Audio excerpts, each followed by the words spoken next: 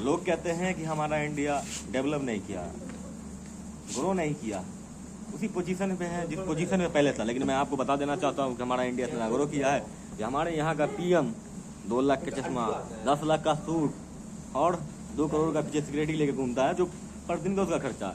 तो हमारा देश उन्नति नहीं किया है। अदर कंट्री में जाके देखो, 2 लाख का चश्मा कोई नहीं पहनता, 10 लाख का सूट कोई नहीं पहनता। अब उससे कंपेयर करो कि वो कितना डेवलप किया हमारा देश। लेकिन सिर्फ सरकार में डेवलपमेंट किया। कंपेयर करो एक सरकार के दूसरे देश की सरकार से, तो वहाँ डेवलप किया है। लेकिन वहाँ के आम जनता और यहाँ के आम जनता को कंपेयर किया जाए तो बहुत ज़्यादा ही स्लोप है, उसमें ढाल है, इतना फ़र्क है कि एक ग्राफ इतना ऊंचाई तक जाता है कि भारत का जो ग्राफ है वो बहुत नीचा दिखाता है आय के हिसाब से। तो हमारा देश कहाँ उन्नति किया है? हमें आपकी उन्नति से मतलब नहीं, हमें आपके सूट बूट से मतलब नहीं।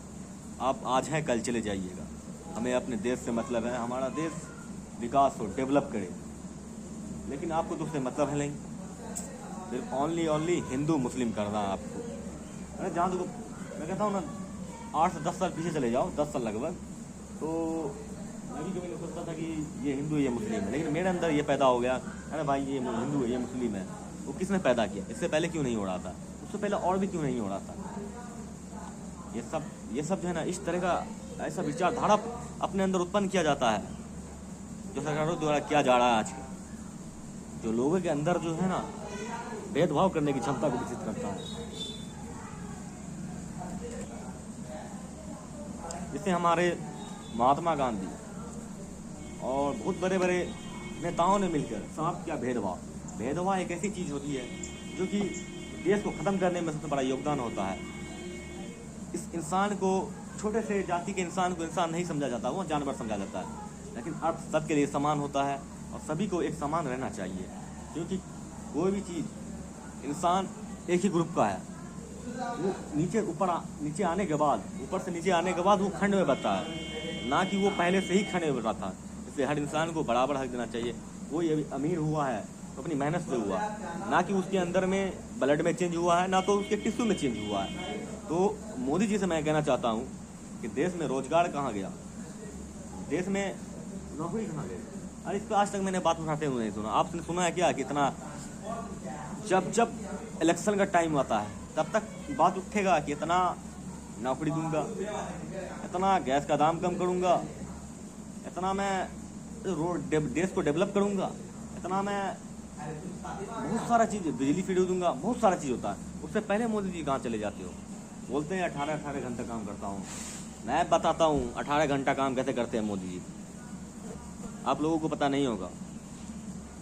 2 घंटा सुबह उठते हैं मोदी जी, 2 घंटा टहलते हैं, 4 घंटा घूमते हैं, पहले इधर उधर घूमते हैं, नेताओं से बात करते हैं। 6 घंटा के बाद बचता है कितना घंटा? 12 घंटा। 12 घंटा में 4 घंटा सोने में निकालते हैं। दिन में सोते हैं मोदी जी कि दिन में वो सपना देखते हैं, दिन में ना ही कहानी बनाते हैं और वो कहानी को वो प्रस्तुत करते हैं। मात्र बच गया 8 घंटा, 8 या 6 घंटा बच गया। इस 6 घंटा में है ना घोटाला करते, घोटाला जिस आप लोग का, और बिरनबास भी करते इसी में आप लोग का, जो कि देश की 125 करोड़ 140 करोड़ जनसंख्या हो गया। लेकिन उसको पता नहीं कि बेरोजगारी क्या होता है।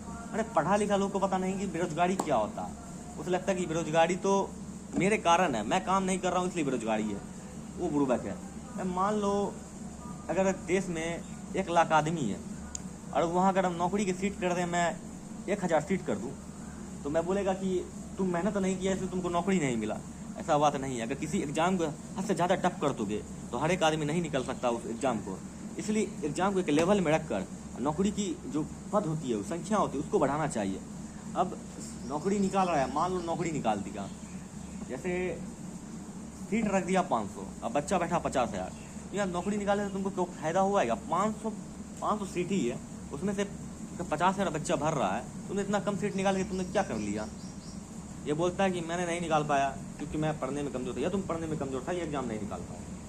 ये बेवकूफ़ी जो है ना करना बंद कर दो, और जो है ना ऐसे सरकार को जो है ना अपने देश से निकालो, नहीं तो देश ख़त्म कर देगा।